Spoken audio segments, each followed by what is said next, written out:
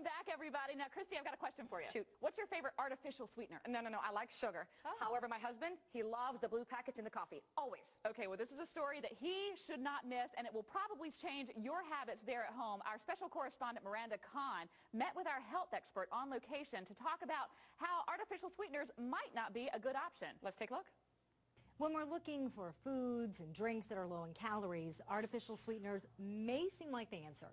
But what you may not realize is that many of those sugar substitutes can actually be hazardous to your health. Joining us now to explain more is our health expert, Dr. David Friedman. Hey. Thanks so much for being here. Great to be here. You know, Miranda, many people out there have no clue of the dangerous effects that these artificial sweeteners play on them, their families, and their loved ones. The list is just incredible. Why are artificial sweeteners so bad for us? You just said the magic word, artificial. Anything labeled artificial is usually created by chemists in a laboratory. These cannot be easily digested by the body. In fact, study after study links these chemicals to imbalances created inside the body.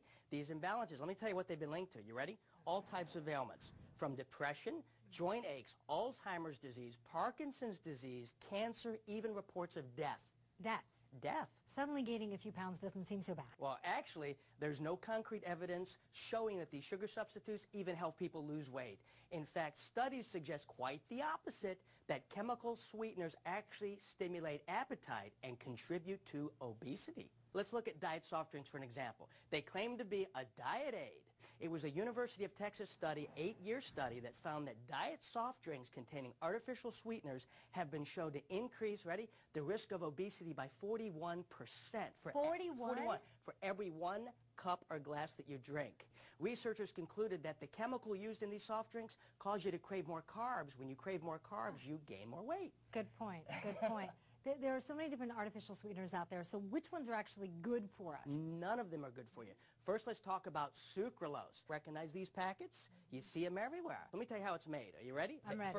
They use real sugar, so they start with this stuff, real sugar. Right. Then they chemically modify it to make it calorie-free. You want to know how? I'm afraid to ask. They add chlorine. It's actually chlorinated sugar. That's how they make sucralose. That's not all. They use a whole smorgasbord of chemicals. Let me tell you the others they use. Ladies, recognize this? Of course, nail polish remover. Nail polish remover. Well, there's a chemical in here called acetone, and that's the stuff in nail polish remover. That is a chemical used to create sucralose. Okay, not all. Benzene is also added. You know what benzene is? Maybe not, but it's a known carcinogen, and it's an ingredient used in oil and gasoline. Oh, let's not forget the next one. It's called methanol. This is a wood alcohol used in windshield washer fluid and also antifreeze. This is in the artificial sweeteners. That's what they use to make it. Dr. Friedman, I'm in complete disbelief right now. But wait till you hear the last ingredient used to make sucralose. Formaldehyde.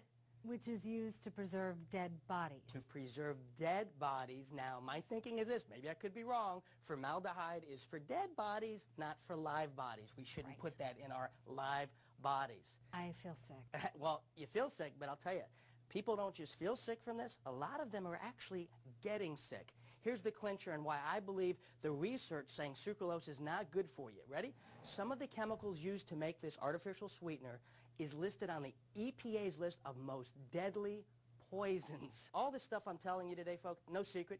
Go right online. Do a Google search. Type in the chemical composition of sucralose. It's there. It's thousands of hits. It's not a big secret. Dr. Friedman, I'm almost afraid to ask, but tell us about aspartame. Aspartame.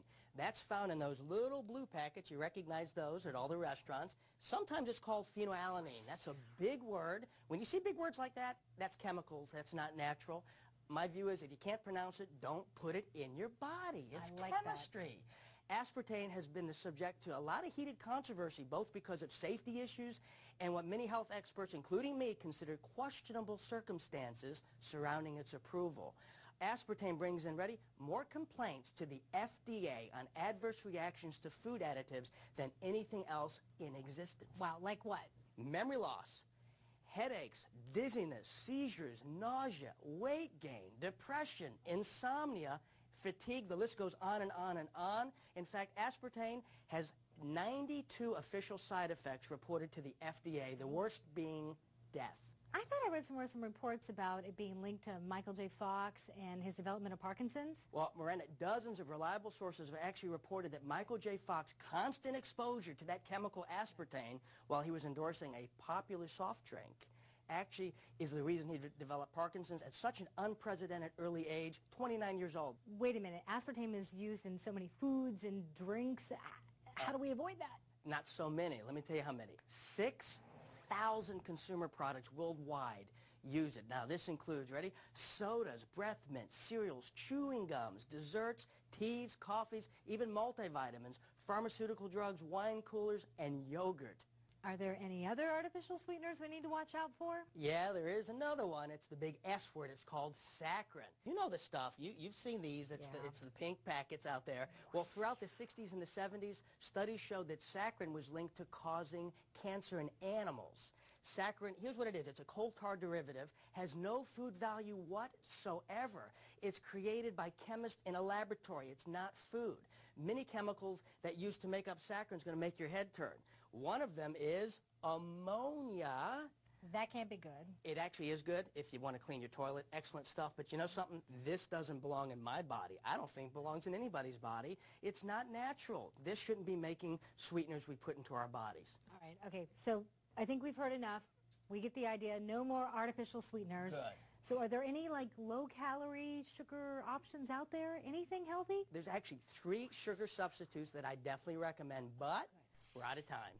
So I'm going to have to cover those on the next episode. All right. I look forward to it. Thanks, Dr. Friedman, Great. for being here. Good And being thank here. you for watching. And if you'd like to watch this report again, you can always go to thebalancingact.com/health. Did you know that the United